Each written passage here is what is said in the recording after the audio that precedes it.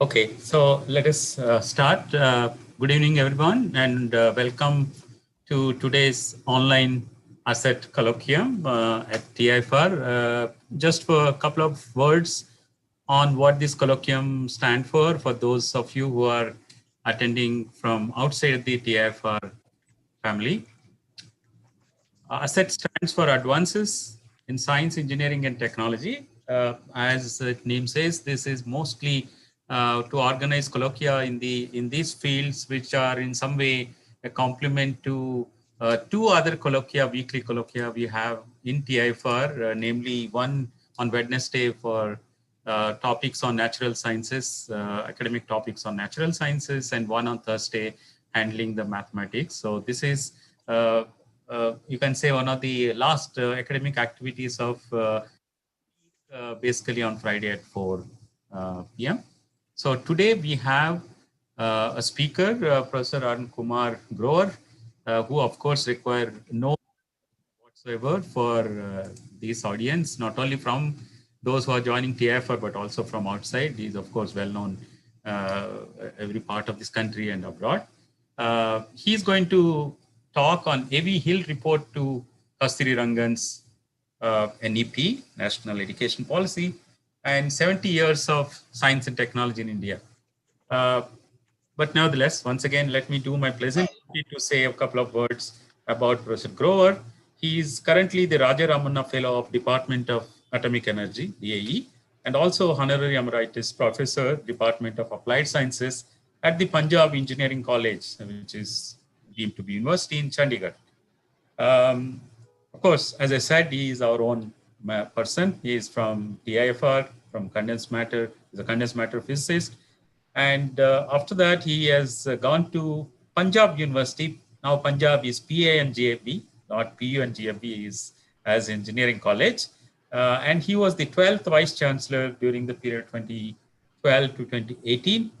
And he received Homi Bhabha Science and Technology Award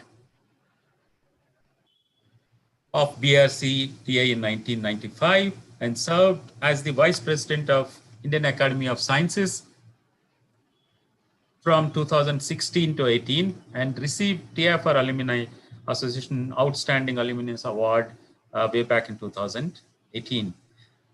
One of the important things that I want to prominently mention here is as soon as he joined as the VC of Punjab University, one of the very big initiative which actually caught attention of the entire country, that was in 2012 by him, which, he has been a kind of, nucleation of Chandigarh Regional Innovation and Knowledge Cluster, which are called CRICS, so CRIKC, which brought together all the institutions in and around Chandigarh on a common platform. So now, in fact, well that several such city clusters have got created elsewhere and have been now receiving support from Government of India in the recent times. So this is an excellent initiative by him almost about 8 years ago, and now which has become a policy and a countrywide initiative by even the Government of India. So, of course, there are many, many things to talk about him, especially about his career in TIFR. But I think, and I don't want to take his time, and we want to all listen to this exciting talk today. So over to Professor Grover. Good afternoon, everybody. So let me start by conveying my best wishes to all of you on the occasion of the Platinum Jubilee of TIFR. Last year, the alumni, the students, and the staff of TIFR, we had all got together on 31st October and November 1 to commemorate the 50 years of TIFR Graduate School. The then director TIFR, Professor Sandeep Trivedi, had termed that event as the first event of the commemoration of the Platinum Jubilee year of TIFR. So we are all supposed to be back in TIFR on June 1, 2020 on the completion of start of TIFR as Tata Institute of Fundamental Research in Physics at the Physics Department of Indian Institute of Science, Bangalore. The pandemic prevented us from coming to Bombay, but of course the TIFR did hold an online event on that day. But TIFR was formally inaugurated in Bombay on 19th December 1945. So there are still 3 weeks to go, and I have the good luck of interacting with all of you on the platform of this asset today. So my peer group is well aware that I am very fond of commemorative events, and many of my peer group persons from that group are part of the online audience today, and I'm thankful to all of them. So I'm very happy that several of them are on the online platform today. So I personally use these commemorative events, okay, just as an occasion to reflect back and then learn something more. And today's asset colloquium is actually an outcome of such an exercise. About 2 months ago, the Indian Academy of Sciences hosted a commemorating meeting on the centenary of Dr. Satish Dhawan. And during several presentations, one of them was by Jyotsna Dhawan, the daughter of Dr. Satish Dhawan, and she said that my father had gone to USA under an overseas fellowship scheme which was proposed by A.V. Hill. So I knew that A.V. Hill had come to India and he brought the Royal Society register so that Dr. K.S. Krishnan, Dr. Bhava, and Dr. Bhatnagar could sign on that register because they had been made fellows FRSs in 1940, 41, and 43, and they couldn't go to London. But I was completely unaware of the circumstances in which A.V. Hill wrote the report. So I searched the internet and got hold of that report, and also a summary of that report which was published in the Nature. It's a 4-page summary was presented in the Nature. So I made all this as a part of the abstract so that some of you can gain from just accessing that summary report. So that recommendations which are enshrined in the A.V. Hill report are really very extensive. And it is my belief that they just articulate the aspirations which the Indian science leaders told them about as to what should happen in post-war independent India. So I think it is a serendipity that the period from the Hill's report to the Kasturirangan's National Education Policy 2019, that this 75 years period overlaps with the age of TIFR, 45 to 2020. Sorry, sir, I want to, for interrupting you, can you move your screen a little lower because the lower part of your face is getting cut.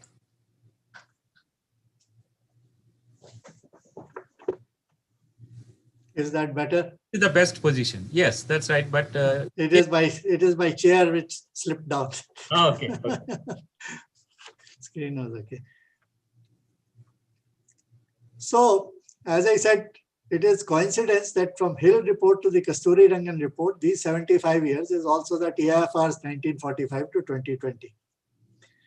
And it is my premise that after the end of the war, we have been essentially traversing the path which was envisaged by the Indian scientific leadership at that time.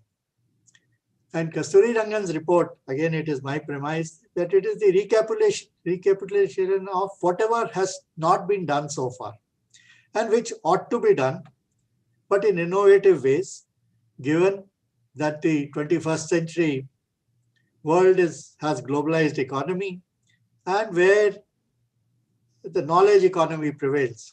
And the knowledge-based innovations are the background of all these things. And these informations and innovations today can be done by anybody because the information is so easily available because of internet and the smartphones. So I wrote a long abstract so that you can access that abstract while the talk is on. I have made that abstract also as a first to transparency so that those of you who access the PPT later on, you have everything at one place. So these first two are just the abstract, just divided into two parts. And I'm going to now take you to the circumstances over 100 years before the arrival of A.B. Hill in India. I'm going to do it very quickly. So the East India Company, okay, it was not interested in science and technology education or the industrialization of India in any way. But the British had forced East India Company to set aside some money as a corporate social responsibility to encourage education per se. However, the East India Company did create a College of Civil Engineering at Roorkee, and that was an exception, and that college was created to implement the Ganga Canals project. So idea was to have the irrigation facilities in Western UP as good as they were in Punjab. So the farmers have more income. With that more income, they would buy more industrial goods. So they were happy laying down these canals, and for that they opened an engineering college, which today is an IIT. So in 1949, after the British annexed Punjab, now the East India Company had control all across India, and they needed more assistants to govern India and spread the infrastructure in India. So it is in that background they agreed to create 3 universities. So 3 universities were created in the 3 presidencies, Bombay, Calcutta, and Madras. And these universities came about in the background of a dispatch from a former Chancellor of Exchequer from England, Sir Charles Wood. So I will tell you what Wood stated. So Charles Wood's dispatch on how education should be spread in India from schools, how it should be connected to the universities, is the India's education policy 0.0. So that is Charles Wood.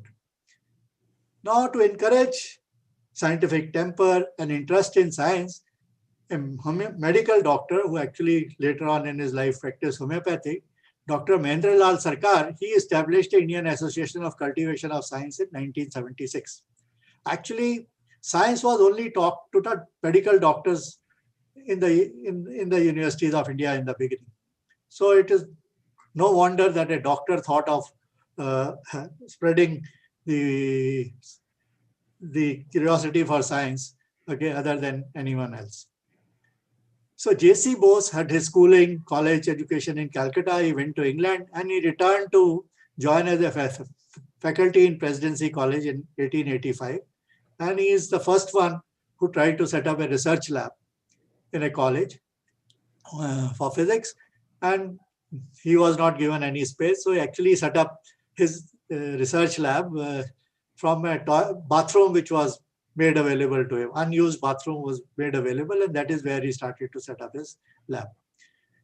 Few years down the line, P.C. Ray, who was Praful Chandra Ray, who was 3 years younger to Bose, he also returned and joined Presidency College. He was a chemist. He has been exposed to chemical industries in England, and he wanted to have such industries in India, but for a long time he could not do so until he set up the Bengal for pharmaceuticals and chemicals.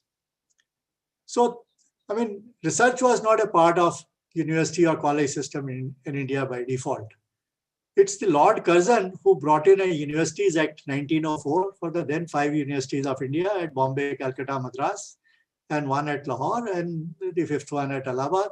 And he said that universities must appoint teachers, universities must have departments, and in the departments, only such faculties would be appointed who will be researchers and who will train further researchers, who will not seek clerical jobs in the government, but who would be innovative, and they will be job providers.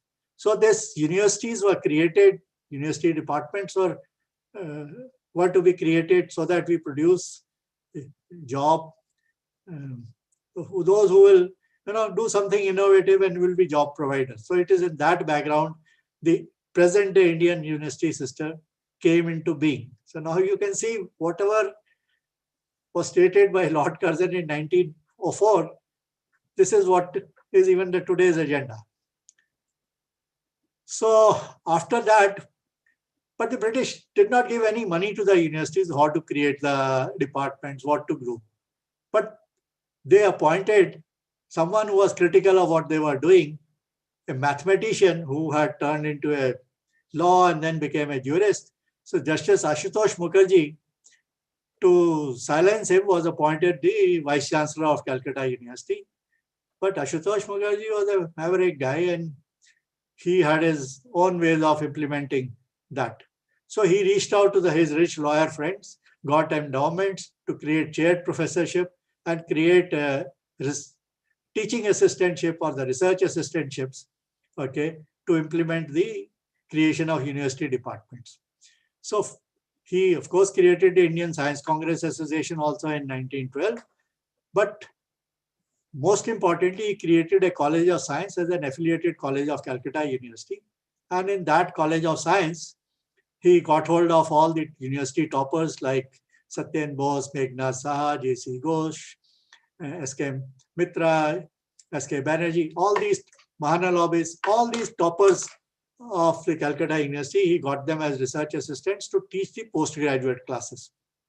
And he paid them out of those endowments. So in the meanwhile, okay, so in the meanwhile, civil servant C.V. Raman had started to pursue his scientific curiosity using the Indian laboratories of Indian Association of Cultivation of Science. Mahendra Sarkar was no more, his son was running them, but he was very happy that somebody was using them. The C.V. Raman started to publish papers, and Ashutosh Mukherjee created a chaired professorship for him in the year 1913, the Palit Professorship of Physics. So Palit Professorship of Chemistry was given to P.C. Ray. The physics one was given to C.V. Raman. Someone took a while. So, but by 1917, he left his civil service and he had joined Calcutta University as a Palit Professor of Physics, and he was in charge of the IACS laboratories. So it is in those laboratories all these people were teaching and also enrolled for research. Saha was the first to finish his PhD in a period of 1 year. He had written 9 papers. Only one of them was co-authored with Bose. All others were the papers single author. So the Calcutta University, like the traditions of London universities, instead of giving a PhD, they gave him straight away a DSc degree. So Saha was also given a traveling fellowship by Ashutosh Mukherjee. He went abroad, came back, and Ashutosh Mukherjee got him a chaired professorship, Khaira Professor of Physics, but he didn't stay very long in Calcutta. He moved to Allahabad in 1923. In the meanwhile, in 1921, Bhatnagar had also sort of returned to join as a research professor of BHU. It was a research professor like C.V. Raman was a research professor. So Bose had moved to Dhaka, and Indian Chemical Society came up in 1924. And it's the same Dhaka where Krishnan also moves after the Nobel Prize winnings work of C.V. Raman in 1928. So Bhatnagar moved from BHU to Lahore as the founder director of University Chemical Laboratories. So now, there are these research centers. Few of them I have just recounted for you, but there is also in Bombay, there is this Royal Institute of Science, and Madras also has research going on in some of its prominent colleges. Both Madras and Bombay didn't have any university campus. So did Calcutta also didn't have any university campus. Only Allahabad had a university campus. At Lahore, there was a kind of a quasi-university campus in the form of government college forming the nucleus of this Punjab University. So now there are these professors, they need some money for research, and they were aware that England had a Council of Scientific and Industrial Research, which was set up in 1915. England also has laboratories like National Physical Laboratory, but India had none of these things. And these people made efforts once they had professional organization that such things should be there in India as well. So an imperial conference in London mooted the proposal of an industrial research like the agricultural research in India. British were promoting the agricultural research in India, but not the industrial research in India. Agricultural research in India, for agricultural research in India, they started a research center near Samastipur at Pusa, and another was agricultural college was started at Lalpur, which was a new center of canals in Punjab.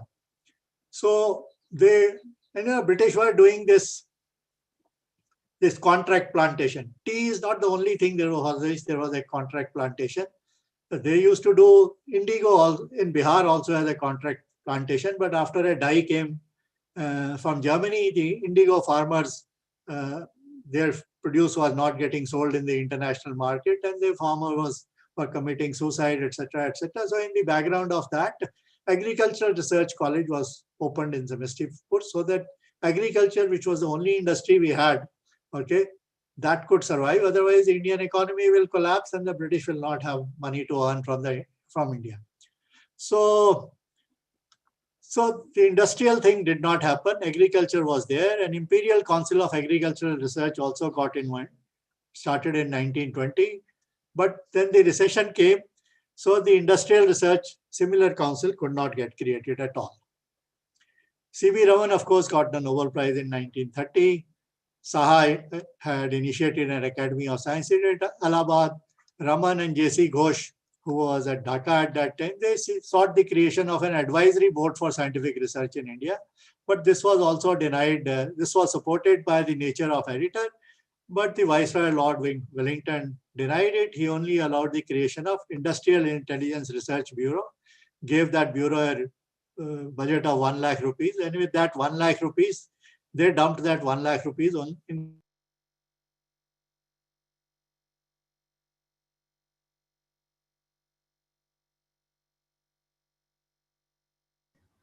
You are muted, Robert. I don't know. I didn't do anything. That's what they did. Okay, so where was I? So I said the Lord Viceroy Wellington did not allow the creation of Department of Scientific and Industrial Research, but it allowed Industrial Intelligence Research Bureau be created, gave a budget of 1 lakh, and this 1 lakh got spent in National Test House at Calcutta. NTH is the precursor of NPL in Delhi of today. By 1933, Raman had decided to move to Bangalore. So Raman moved to Bangalore as a director of IISc. In 1934, he created another provincial science academy, the present-day Indian Academy of Sciences. Sorry, Arun, just one interruption. Yes. Do you know where NTH was located in Calcutta? Alipur. Okay. It still exists today. It's a big lab now. Okay. So in 1935, the National Institute of Sciences was created. It is a precursor of INSA. What happened? Why is my slide not moving? Okay. So as the Second World War started in 1939, okay, the Ramaswamy Mutliar, the member of commerce in the Viceroy's Council, okay, he abolished IIRB and they decided to create a board of scientific and industrial research, and they looked for someone to head it, and there was no more suitable person than Shanti Swarup Bhatnagar. Bhatnagar, in 15 years stay at Lahore, he had generated so much of money from his own consultancy that he used to fund all his students, all his research. He used to fund the research fellowships of all his colleagues in Lahore as well. So he was a well-known guy who was, self-sufficient in everything at Lahore. So the Viceroy himself also eventually visited him. He was persuaded to leave Lahore and move to NTH Calcutta as the director of Board of Scientific and Industrial Research. And his lab was taken over for the military research. Once Bhatnagar was in Calcutta, he invited all his scientists friends. And C.V. Raman, the academy, C.V. Raman used to hold an annual meeting of the Science Academy right from the very beginning. And at that annual meeting, he'll collect everybody together. So it was a forum where the scientists met every year annually. So Bhatnagar knew all the scientists in India by virtue of C.V. Raman's academy. So Bhatnagar invited all the scientists who wanted money to research. He was given initially, his board was only for 2 years, and he was given just 5 lakh rupees But these scientists, they found ways of distributing that money and supporting the research of their labs. Of course, they were supposed to do part of the work for the military, which some did, some didn't. But all right, they got some money. So Bhatnagar set up an industrial research utilization committee. He also proposed the creation of two separate labs, the National Physical Laboratory on the lines of NPL in England and also a National Chemical Laboratory, separate entities instead of this National Test House at Calcutta.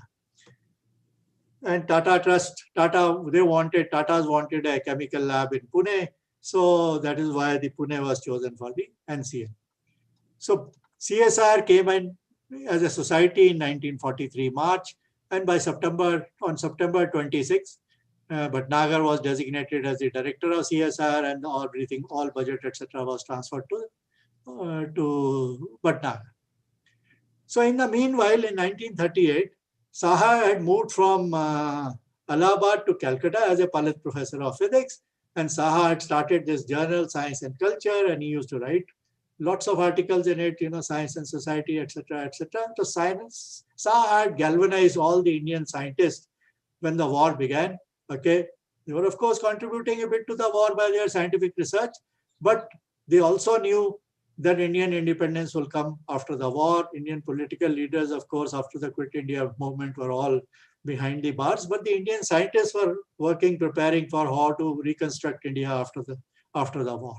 So it is in that background, when J.C. Ghosh was the president of the National Institute of Sciences, a conference was organized in September of 1943, which was attended by Saha, Agarkar, Santokh Singh Sokhi, Bhatnagar, J.C. Ghosh, S.K. Mitra of radio physics fame, J.N. Mukherjee of IARI fame, Mahana lobbyist, P.M. Bose was by that time a director of the Bose Institute, H.K. Sen, P.C. Guha, V. Subramaniam, and of course Homi Bhabha.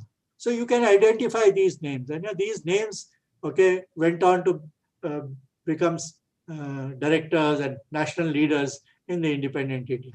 So what did they discuss? They discussed how should the post-war research be organized, and in order to give shape to their dreams, okay, they convinced Bhatnagar that he should work with the government of India and get the Nobel laureate A.V. Hill, who was a biology secretary of the Royal Society, to visit India. So A.V. Hill came to India, and Bhatnagar took him around all over the country.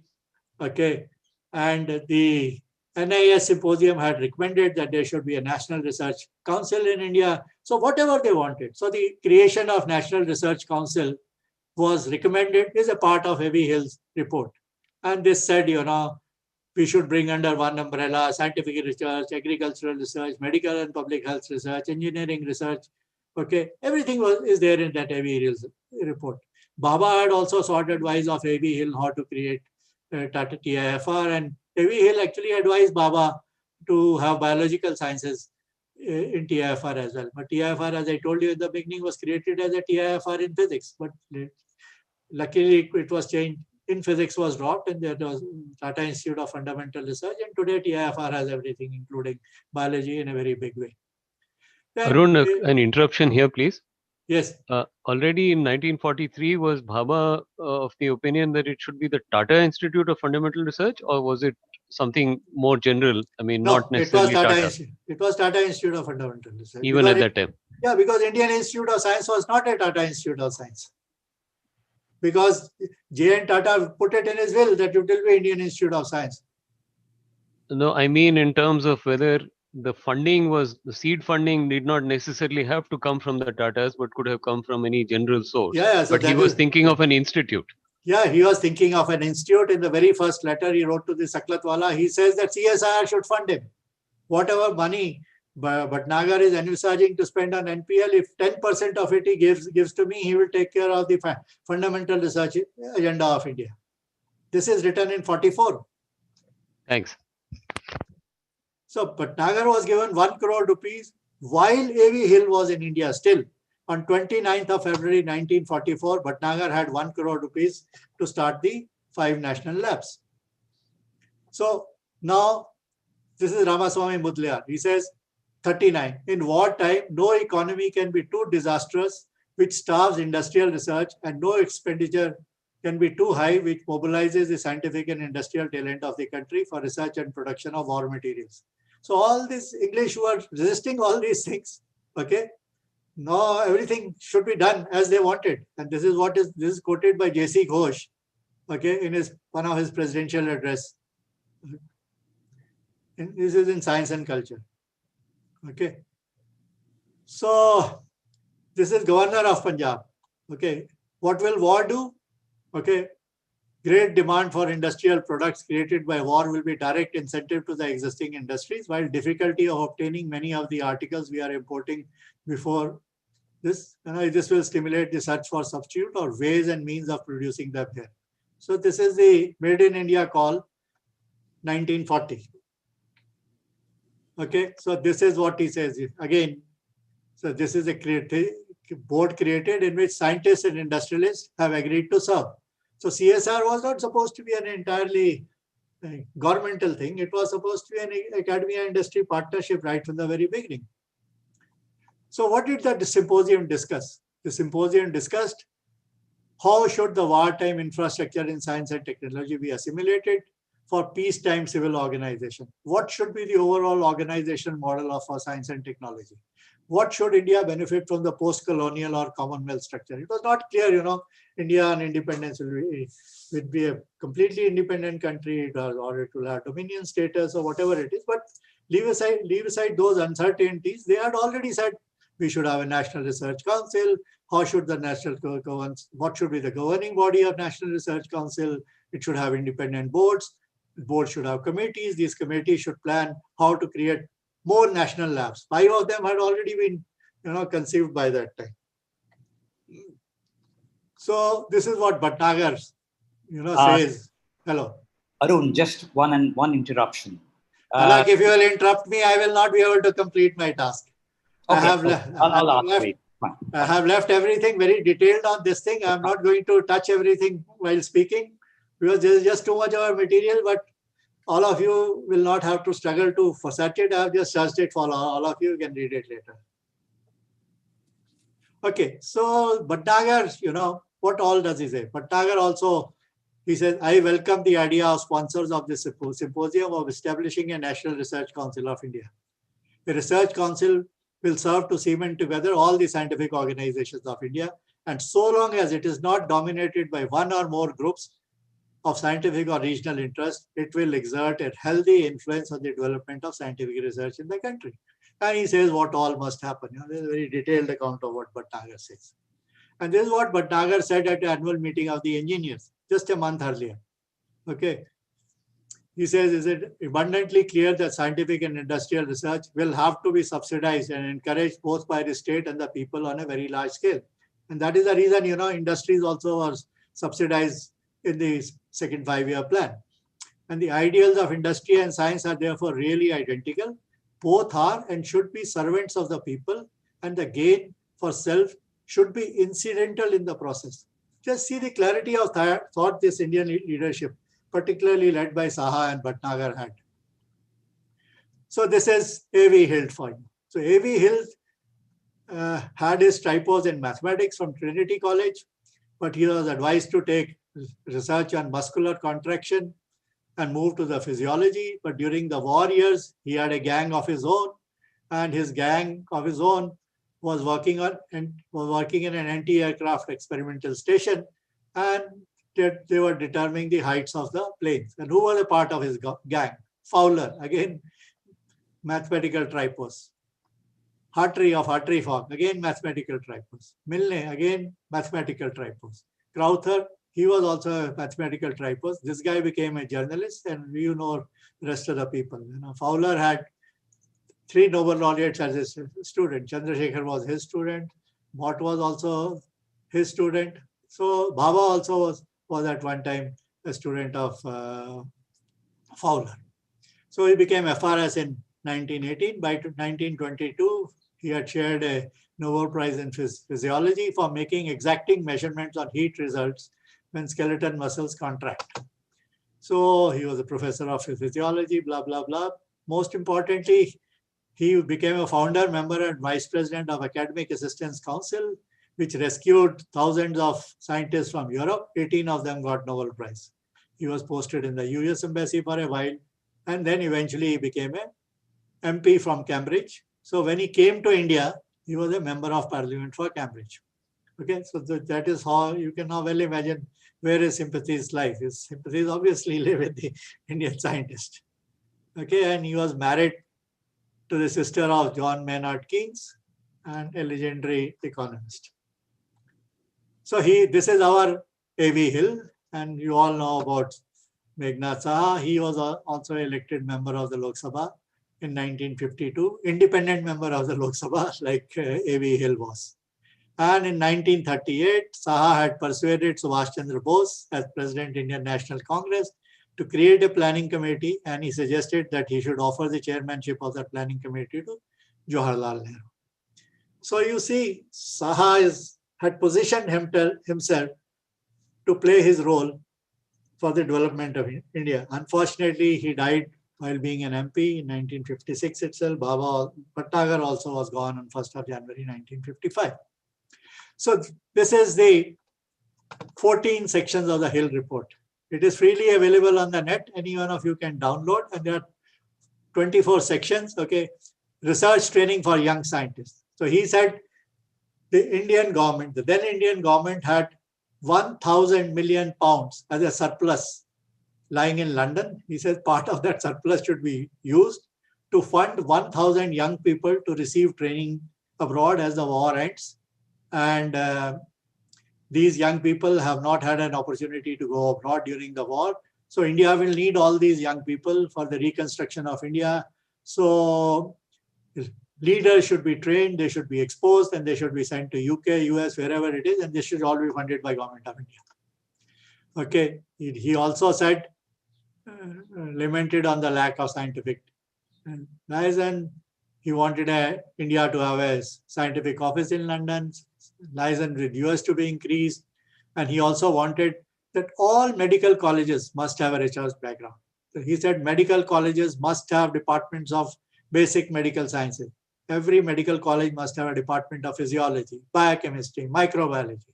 So till then, our medical colleges were just producing doctors which will go and serve in the dispensary, but we will not innovate on themselves. All this is a part of A.V. Hill report. He also wanted an all India med super specialty center in a hospital. So AIMS proposal is also as a part of it. He wanted a strengthening of the medical research because he felt that for the rising population of India, you will need better health, and better health would mean prosperity. Prosperity will mean need for more food. And so he encouraged agricultural research. He wanted all sorts of data to be collected for populations. He wanted Indians to know for till what time the population will increase, when it will stabilize. So they have to match their industrial agricultural production in the background of knowledge of all that.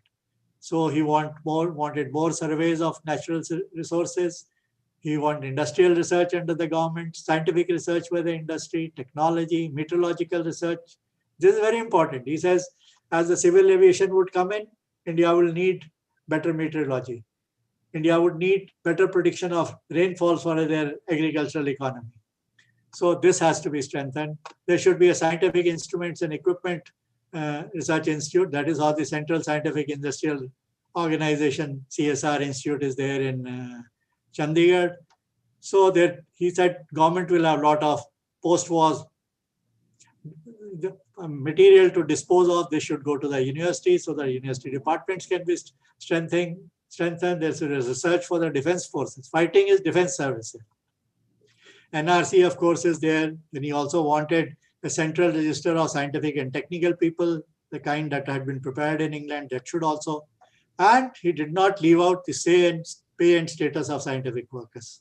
He also asked for more scientific societies in India, more scientific research in India, private benefactors to science. So everything he touched, and it's a wonderful report.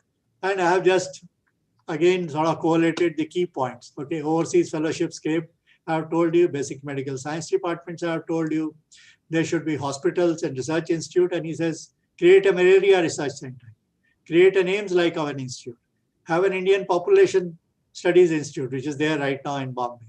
Agriculture is the most important industry. These are his words. Excellent work is being done in agricultural research.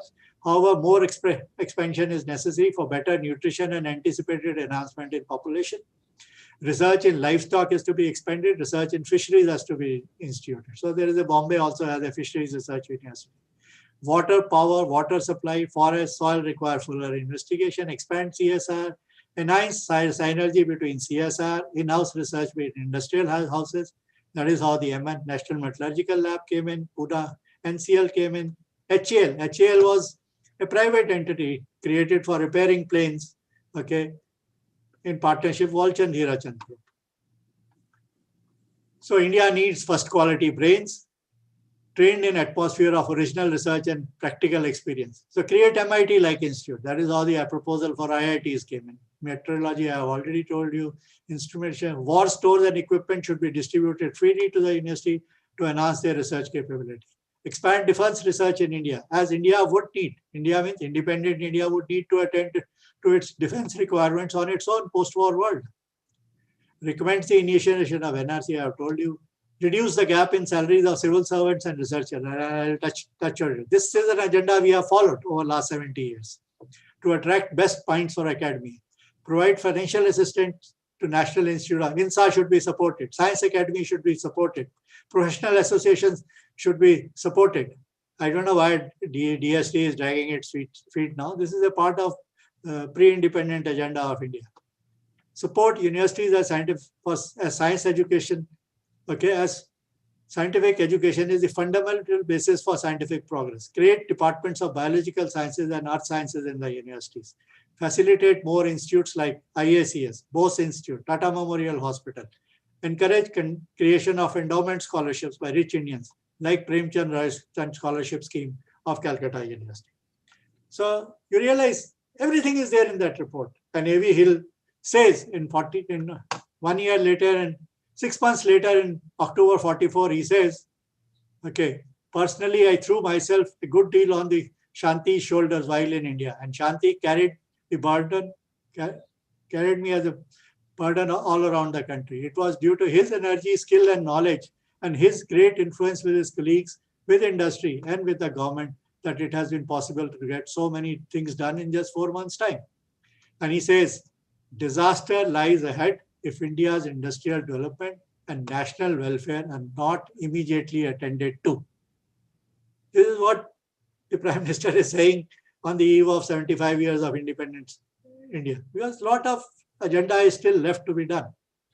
So Bhatnagar, in the same meeting, he says, there is no doubt that the short stay of scientists has produced so many lasting effects on Indo-British cooperation than have the goodwill missions of politicians. So one good scientist coming to India, interacting with his peers, produces the agenda for India, which the politicians could not give. Scientific approach to harmony lay in honorable settlement between the two countries on trade and political agreement on planned industrial development. So Mr. Attlee, who was the Prime Minister at the time of Indian independence, what does he say?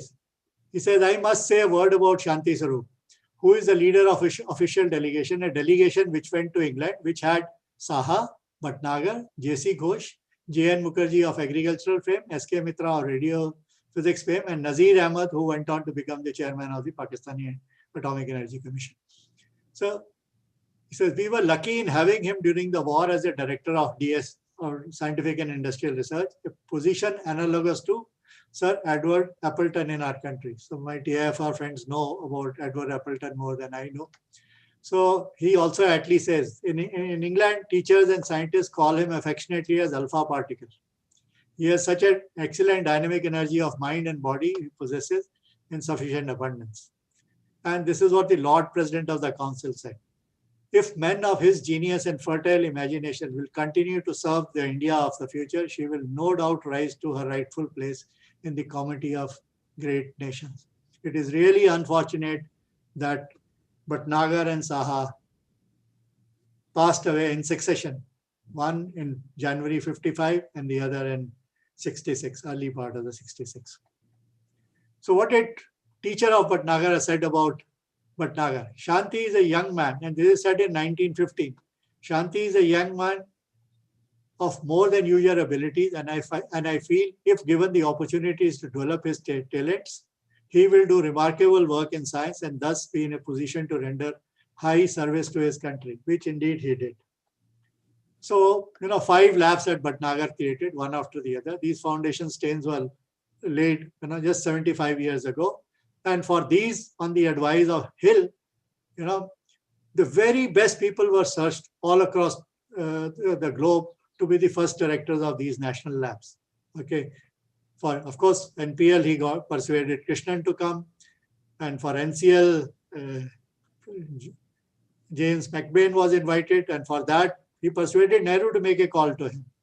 For NML also, he got a professor from MIT. And for Fuel Research Institute, it was Whittaker from England. And Atmaram, who was a close colleague of Bhatnagar and CSR, okay, and who was responsible for this Glass Research Institute, he was the first director. So we all know the mentors of scientific research, So these are mentors of all of us, okay. Of course, J.C. Bose, P.C. Ray, and Ashutosh Mukherjee. Academy is holding a J.C. Bose lecture, and which is given by DST Secretary, is going to be given by Ashutosh Mukherjee on November 29. And you can see, these are the people, okay, who are all colleagues of Saha. Okay, this is Saha, okay, and this is J.C. Ghosh, this is S.N. Bose, this is Mitra, this is Manalobis, B.B. Ray, Krishnan, Banerjee, and Mukherjee. Okay, they are all same age, all together at Calcutta at one time. And they were together with Saha as Ashutosh Mukherjee recruited them to teach the postgraduate classes in the year 1979. Of course, so this is the orchestra, and C.V. Ramanna was the master of that orchestra. This is P.C. Ray going to England, okay, in 1920-21, where J.C. Ghosh, J.N. Mukherjee, and Bhatnagar are enrolled as PhD students of the same professor, namely F.G. Donnan. There is a chemistry professor at University College London, and he has these 3 musketeers, as he called them, as his PhD student. And P.C. Ray had gone to figure it out how they are doing. Saha is also there as a postdoc in England at that time. So all these people are there at that time. So what did Saha do? Saha moved from Calcutta to Allahabad, and he nurtured a whole lot of other teachers. Kichlu was his student, Kothari was his student, Toshniwal of Toshniwal Industries was his student, R.C. Bajal of Delhi University was his student, B.D. Nakchaudhary, and you know the role Nakchaudhary played after Saha. He was also a student at Allahabad. Who are the other students of? So when Krishnan takes over from Saha, who are Krishnan's students? Harish Chandra, Singhvi, Ajit Ram Verma, Govind Swarup. Of course, K.P. Sinha comes later. He was a student of Kardeshwar Banerjee, who took over from K.S. Krishnan. Kardeshwar Banerjee was also a student of C.V. Raman. Okay, S.K. Joshi was also a PhD student of Kardeshwar Banerjee. That is why I say the agenda that we have followed over 75 years, it is the students or the grand students of C.V. Raman and this gang of 9 or 10 people who knew each other while they were doing masters at Calcutta University. It is they who have set up the agenda for us, and this is what we are following. Now I'm going to show you some photographs. Okay, this is Summerfield's visit to Saha. He came to Allahabad. He also came to Calcutta in 1921. This is Meghnad Saha. Okay, this is Kothari. This is A.C. Banerjee, who went on to be the Vice Chancellor of Allahabad University, longest serving Vice Chancellor of Calcutta. This is Kothari. So this is Saha. So this is Eddington's visit to Allahabad University in 1934. So Saha used to invite all these people from England to visit them. And this photograph has Nakchaudhary, Kichlu, Toshniwal, Majumdar. You can see, whatever I told you is just borne out by facts. So Indian scientists, one delegation had gone to England in 1944. Another went to US in 1946, and this is Indian scientists. This is Bhatnagar here, okay, and this is J.C. Ghosh here, and they are all together with, this is Saha, and they are with Robert Millikan. So, it's Millikan was a professor at Chicago. Millikan was succeeded as a professor by that famous, just slipped my name. Millikan was succeeded by Compton. Compton was another guy from US who had contact with all Indian scientists. Compton knew Saha very intimately, Compton knew Raman very intimately, Compton knew Bhatnagar very intimately, Compton knew Bhabha very intimately. So all these people, they not only know each other, they also know the very best scientists in England and America, and they sort of keep exchanging notes. They also had a bit of their jealousies amongst themselves, but they did not let that come in the way of pursuing the agenda for India. So I have just given a list of who were the key scientists and where they were working. So this is just a list and where all they were. You can access it later.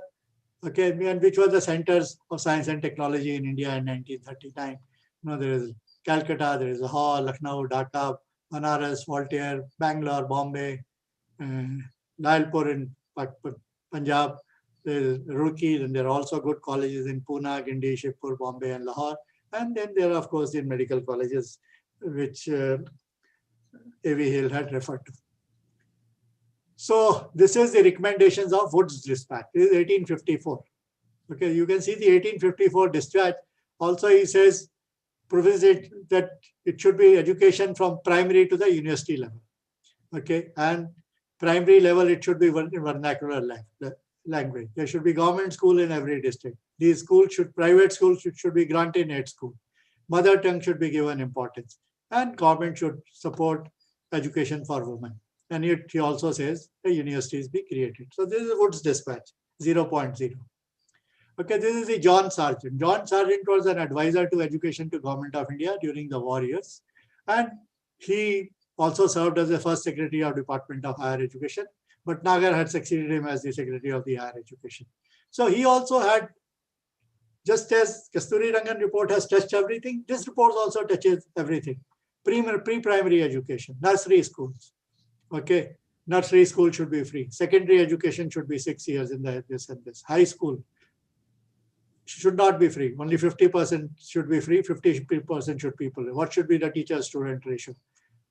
Okay, how should be the secondary schools be? So high school should be of two types, academic and technical. That means academic and vocational. Okay, and mother tongue should be given an importance.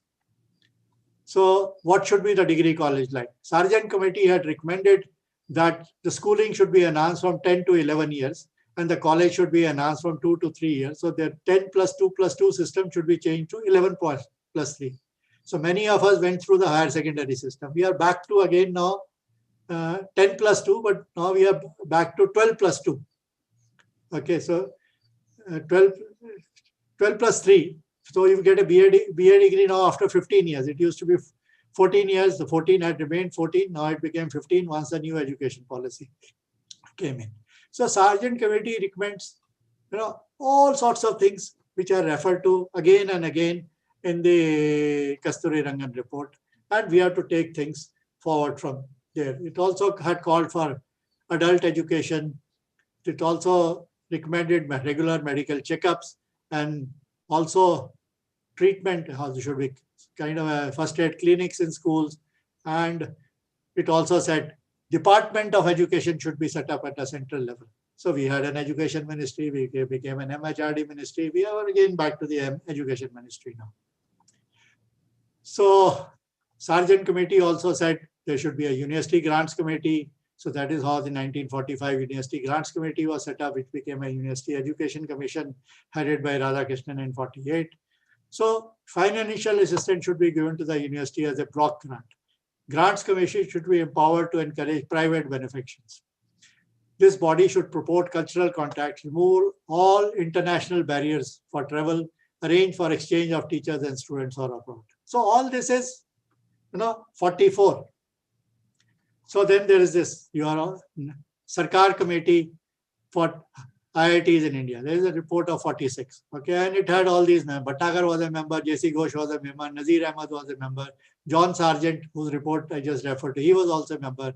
The famous Dharamveera was also a member. The builder of New Delhi, Shobha Singh, was also a member. And K. Venkatraman, the first Indian to be the director of NCL and also the director of UDCT for a long time. He was also a member of that. And it gave a report, how should the IITs be created? What should be the entry level? What should be ratio of PG UG ratio should be there? What will be the cost? In 46, it was estimated it will cost 3 crore rupees. So today, obviously, it will cost 1,000 crore rupees. What should be the salary budget? Salary budget will be linked. What will be the recurring expenditure? How much income can we expect from the students? And it is clear that most of IITs were envisaged to be supported by the state only. You cannot generate enough income from the fees of the students. You have to pay for the salaries of the teachers on your own, and you also have to pay for the infrastructure of the IITs on your own. So it's a folly now to say that IITs should generate every money on their own. This kind of things cannot be done at all, unless you have a US system where 50% of the students come from all over the globe and you charge them the high fees. So Nalini Ranjan Sarkar had become the minister in BC Ray's government, and that is how the IIT at Kharagpur was the first to come up, and J.C. Ghosh was inducted to implement whatever he had recommended as a part of the formation of IIT. Now the agricultural research. I told you that agricultural research was commenced by Lord Curzon.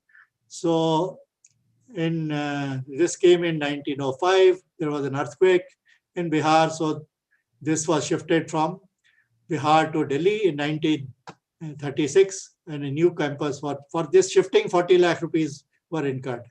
Okay, and it was moved to Delhi in 1936. So Imperial became Indian, and the first Indian director of IARI was Pruthvi. Later on, it is a soil physicist who became J.N. Mukherjee, same J.N. Mukherjee who became the director of IARI. He said IARI should be a university.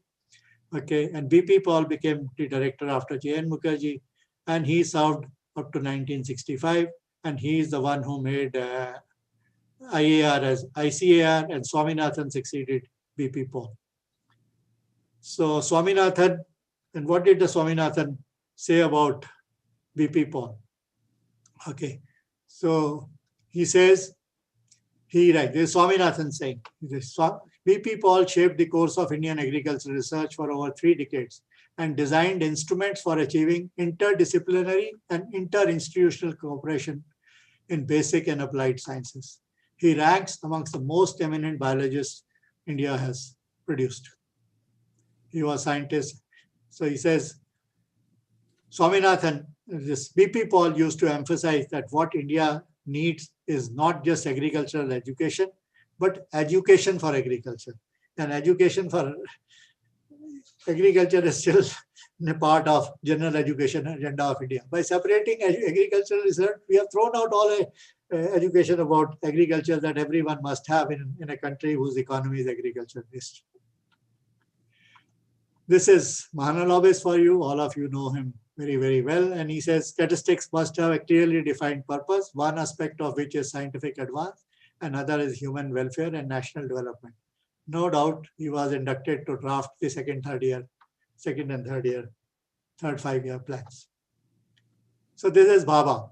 Okay, he says, it would be in interest of efficiency if the Board of Scientific and Industrial Research decided to subsidize us to carry on pure research, which is its intention to foster by paying us, say, 10% of the expenditure that it contemplates on the NPL. So this is 1934, and this is Bhabha's letter to Chairman Tata Trust, the very first letter to Chairman Tata Trust. And CSIR, of course, gave 75,000 rupees in the second year, and Bhatnagar came to serve as a representative of the central government and the TIFR. So this is, you can read it later, this is how the school boards have progressed in India. There's a lot of lot about school education, how it has to be further evolved, So what the school's boards were in 57, how the school, how these university used to conduct end of the school exam as college entrance exam, and the school boards started in Calcutta. It was created from 1910 onwards. In Punjab University, it was created after 1966. How the UP board, which is the largest school board in India, how it came about, how from it the Rajasthan board had come, and how from Rajasthan board the CBSE came into being. How NCERT was established, how NCERT started to write school books. So one of the commissions of education, not the commission, but one of the education committees were headed by R.C. Mehrotra, a chemistry professor from Allahabad. After he wrote that report and left all his other jobs, he joined NCERT and took up as a mission for writing school books, 10+2 school books for chemistry. So he wrote one for chemistry. He inducted people like TVR to wrote one for physics, Arvind Kumar to wrote one for physics. So these leaders, who set about the agenda for India, they never hesitated to whatever came in their way. The SK, this J.N. Mukherjee had, at the suggestion of VC, had taken the task of sort of revamping the West Bengal school board. So, okay, some enumerations more. So, Bhabha is TFR is 45, AICT is 45, National Labs is 45, 46, IIT Committee is 46, but Nagar is First Secretary Higher Education, Radhakrishnan is 48, the chair of this commission. UGC is created in 53 after Bhabha completes his term as Education Secretary, and the CSR, this thing. Then Education Commission, Kothari Commission was appointed in 64, gave its report in 66. And National Policy and Education is Kirti Mehrotra. National Knowledge Commission is 2005. Yashpal Committee is 2008.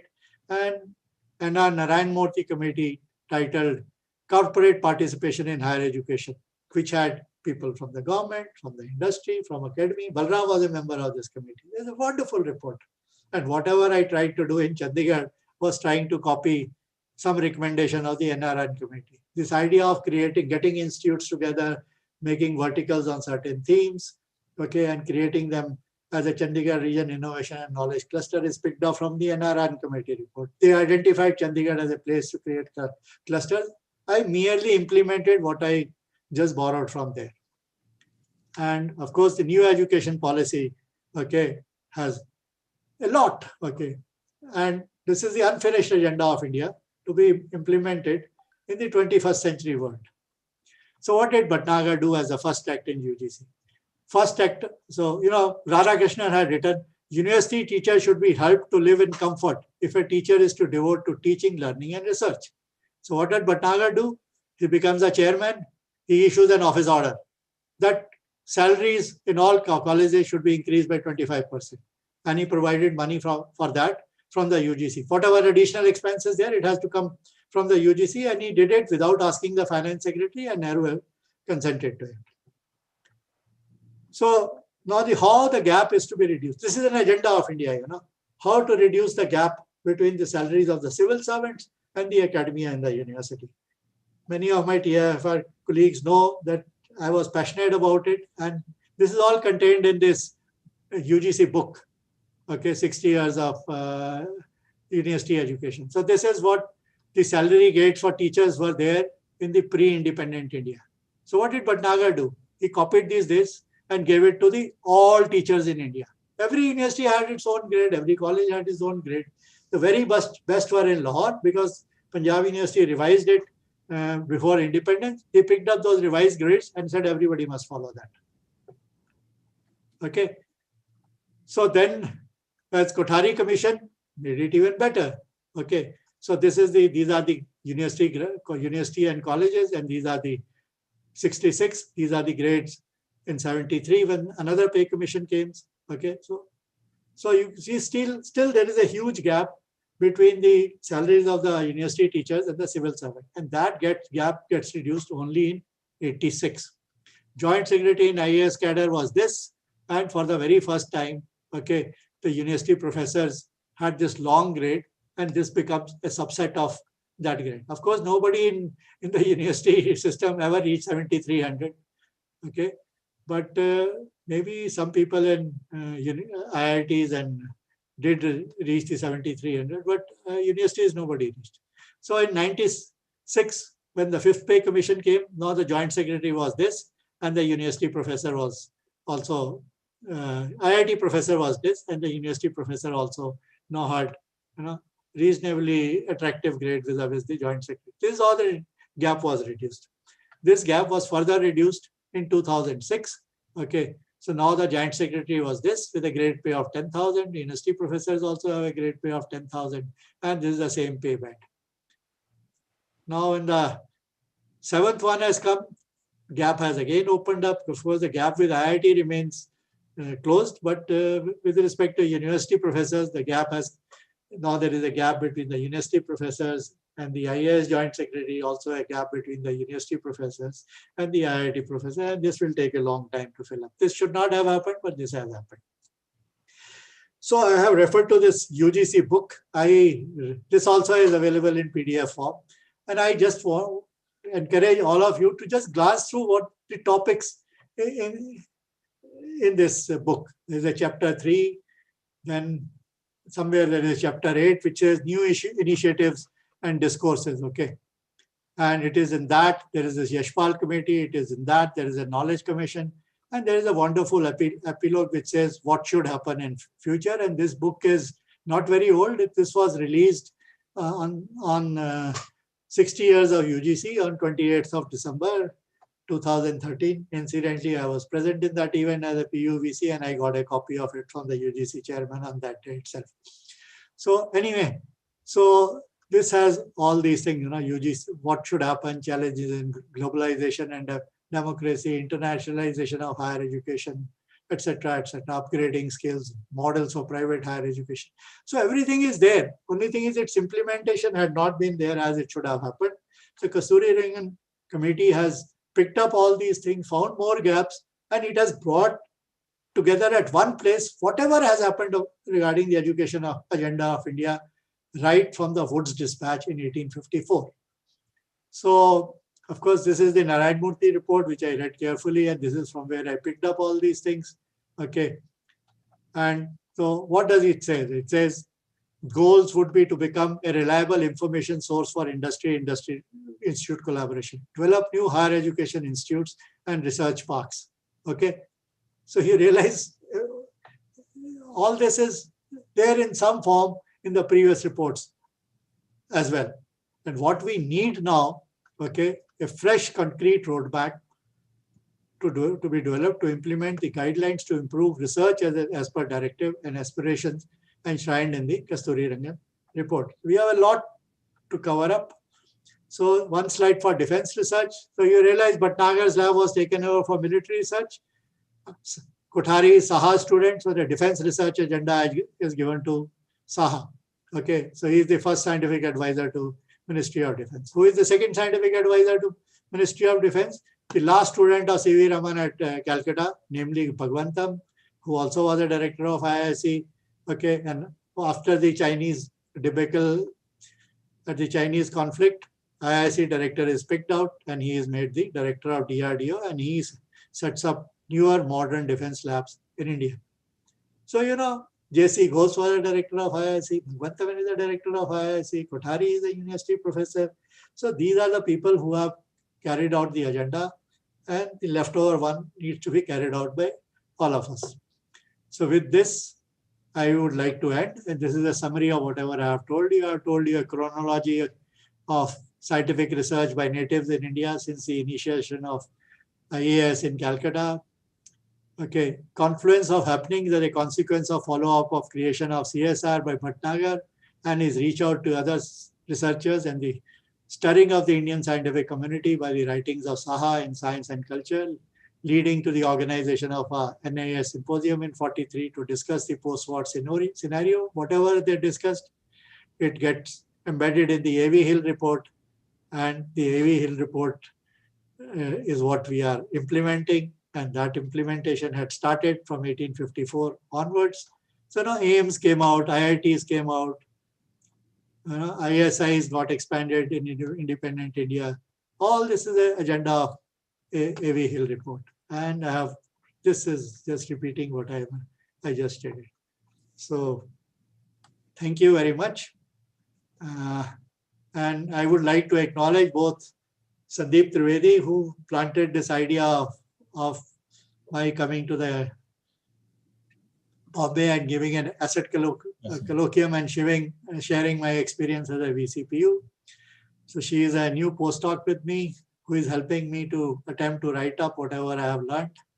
And of course, I said Jyotsna Dhawan, who set me on this agenda. So thank you very much. And this is just a list for fun. But Naga-Nehru synergy, C.V. Raman called it a but Naga-Nehru effect, it had become Bhabha-Nehru effect, it became a MGK Menon, Satish Dhawan, Indira Gandhi synergy, it became C.N.R. Rao, Rajiv Gandhi, Manmohan Singh synergy, then Kalam Chidambaram with Vajpayee, then Ramaswamy with Manmohan Singh. That is when all these Inspire programs came up of various dimensions. And today we have Vijay Raghavan, Narendra Modi synergy. Thank you. Thank you, Mr. Grover. Thank you very much for that very exhaustive and a very typical Professor Grover's talk. We have heard so many such talks, and then everyone is like absolutely filled with intricate details of the times, the personalities, the contributions, and you name it. So thank you very much. And now I think since we are a little short on time, so without more delay, let us take up questions both from Zoom and YouTube. I request colleagues to... So invite Alak first. I had interrupted him. Yeah, sure.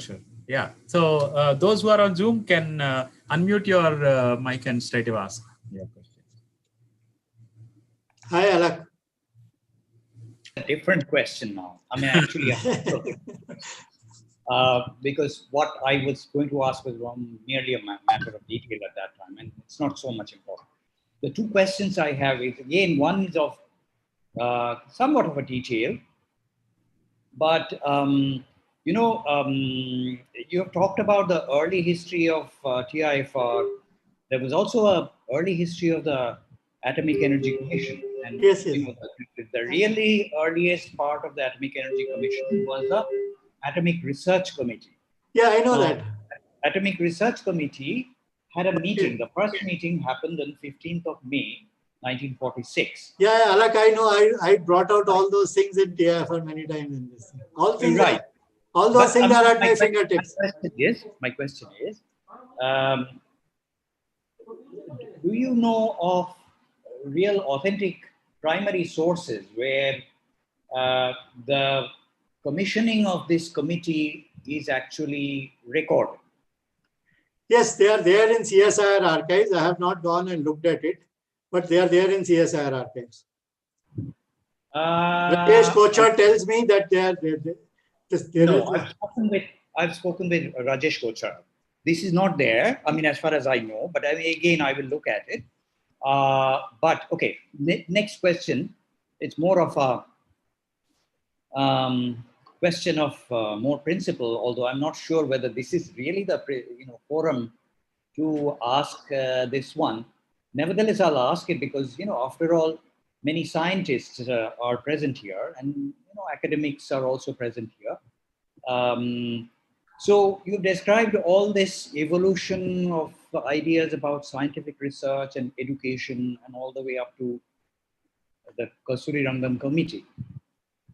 And where do we go from here?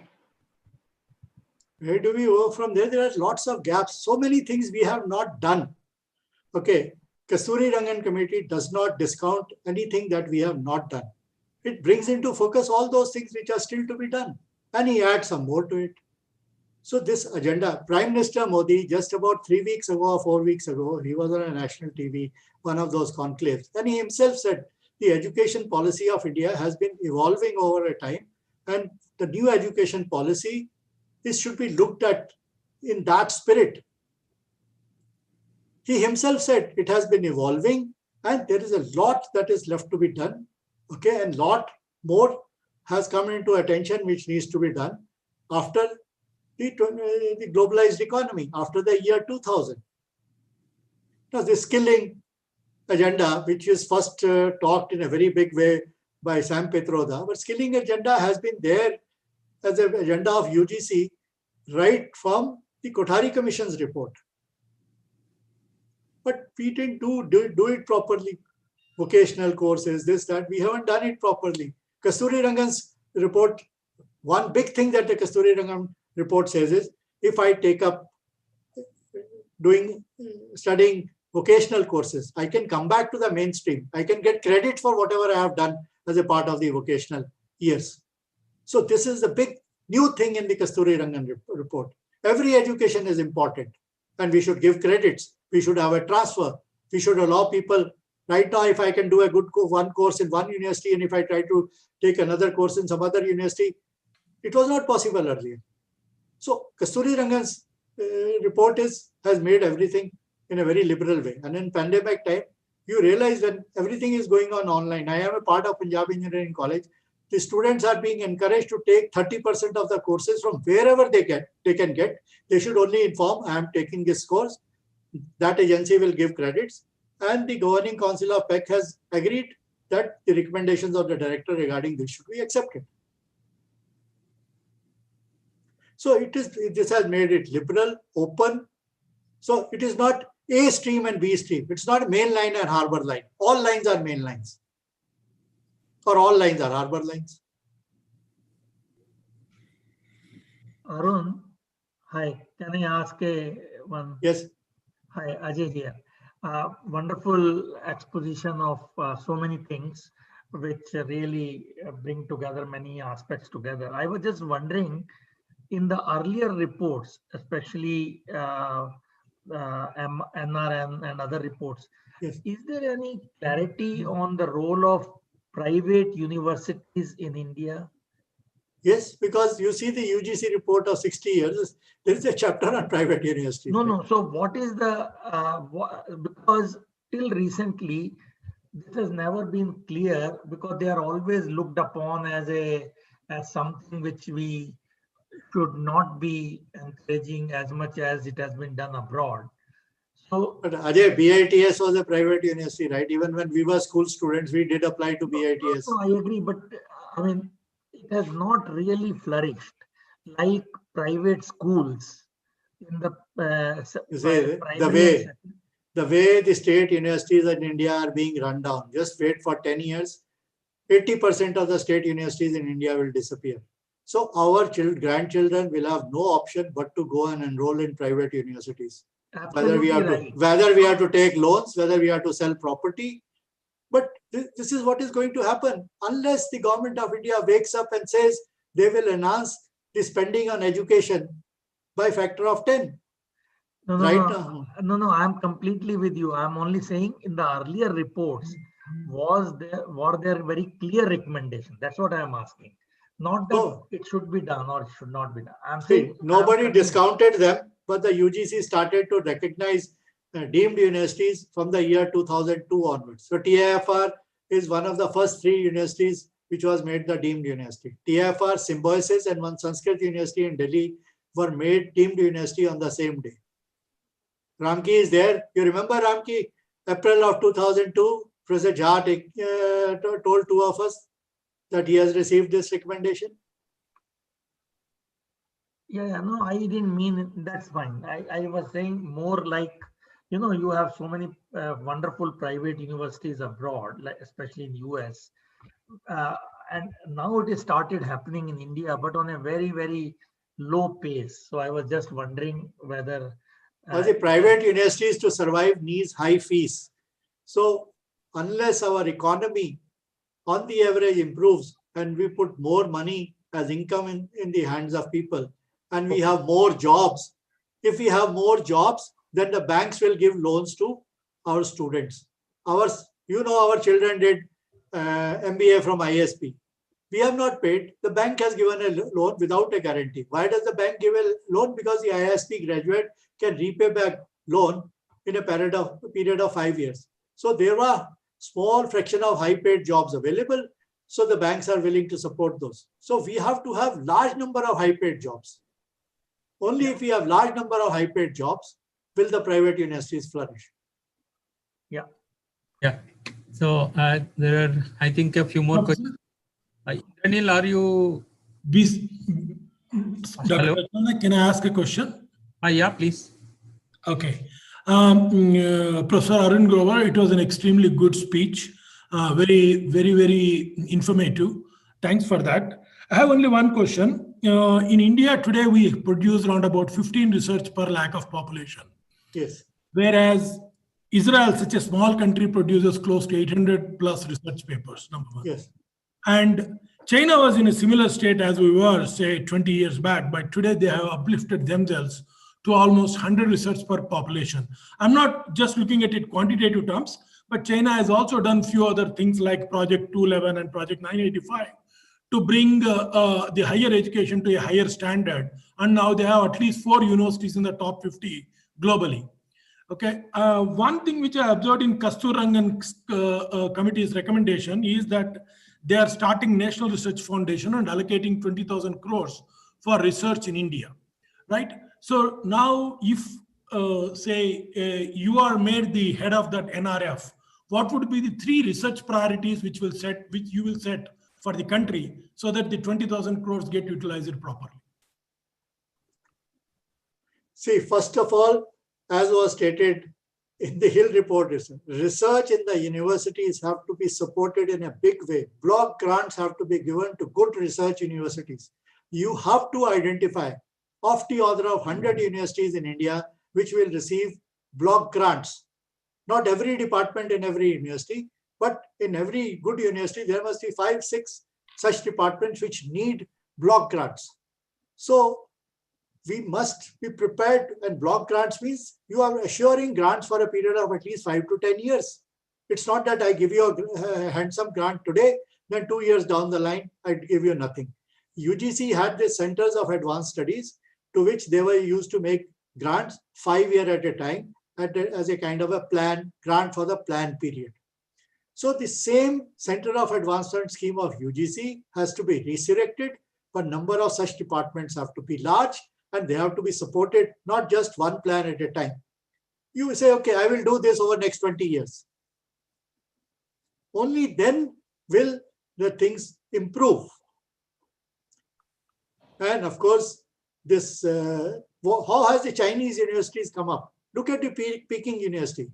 Peking University is created in the midst of so many research institutions which are supported by the Chinese Academy of Sciences. So these clusters of research institutions, proximity to a big, large, old university, partnership between them, this is what has uplifted the Peking University. Peking University has identified 7 verticals. So every department in Peking University has to see how he can join one of those verticals, because those verticals are very well funded. So the department sort of try to orient their things so that they can become the part of the mainstream research verticals. Today there are 7 verticals. They will add more verticals to it. But this is how the Peking University has come up, and this is how the Shenzhen University has come up. There are 7 graduate schools. It's called Shenzhen Graduate Schools in Peking University. On the website itself, they advertise all that. So whatever they have done, there is no harm. Why we should not copy it? We should copy it. One of the purposes of Chandigarh Region Innovation and Knowledge Cluster was to create that. But I didn't succeed very much because of various reasons. But this should be attempted. This can be easily attempted in Pune. This can be easily done in Hyderabad. Look at Hyderabad, Central University of Hyderabad, TIFR Hyderabad, and all the labs within, say, 10-kilometer radius of that. They can come together and run joint programs, okay, and share their resources. But you have to be open about it. It is not that, okay, iska signature now to get that signature, give a cut to that PI. I mean, you have to be open about it. You have to allow people credit that is due. Don't overpower because you are a sanctioning authority. So, we have to do a lot of things. Then only we'll be able to match up with the Chinese. Okay. Thank you. Are there any more questions on Zoom? If you have, please straight away unmute and ask question. By the time I take one from YouTube, a question which is from Abhinav Chaudhary, says, how important was the establishment of Survey of India?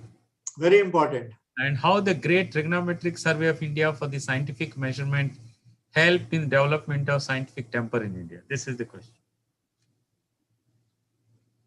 See, it was very important. It was very helpful for the British or the East India Company to run India, okay, draw out all the maps, search out all the resources.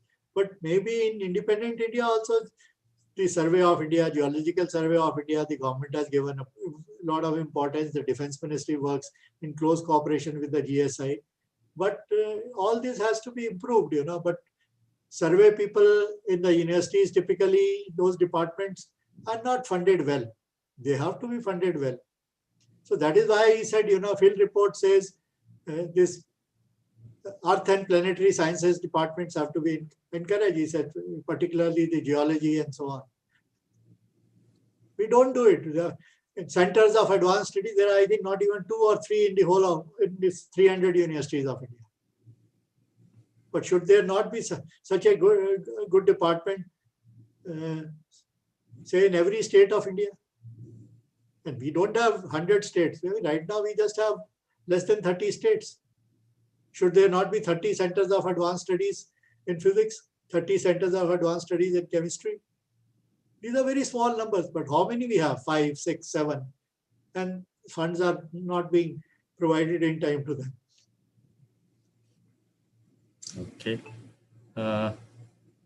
Okay, I don't... I mean, take this Inspire Faculty program. We have to ensure that every inspired faculty does not end up as a frustrated person at the age of 35 and curse himself. Why did he become an inspired faculty? We have to provide them jobs somewhere. It may be some postgraduate college. It is okay. I know so many people in the inspired faculty in Chandigarh today. They would be happy getting a job in a college so long as they can use the research facilities of the neighboring institutions so that they remain as active scientists. I teach in a college, fine. But like C.V. Raman did as a civil servant experiments in IACS, so we have to provide IACSs to these college teachers. And we are really short of good faculty in colleges. So you nurture people as inspired faculty. They grow nicely up to the age of 35.